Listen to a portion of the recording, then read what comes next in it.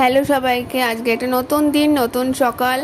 তো দিনটা শুরু করছি দেখো মাথা ব্যথা নিয়ে। সকাল থেকে দেখছি মাথা ব্যথা, অমৃতাঞ্জন লাগাচ্ছি তাও কমছে না। গরমে এই হচ্ছে একটা সমস্যা, কখন যে ঠান্ডা বসে যায় মাথায় ঠিক নেই আমার। আজকে ব্রেকফাস্টে কি করি চলো তোমাদেরকে দেখাই।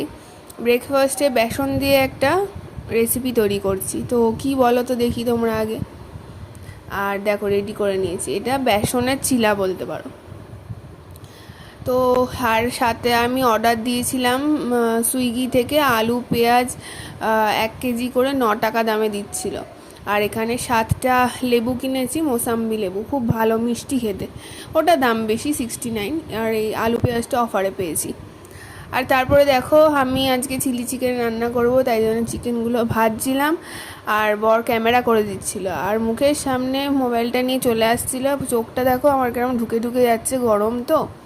আর এই হচ্ছে চিলি চিকেনের ফাইনাল লুক। তো চলো কেমন দেখতে লাগছে অবশ্যই জানিও। আবার তোমাদের সাথে নতুন একটা ভিডিওর সাথে দেখা হবে, ততক্ষণের জন্য টাটা।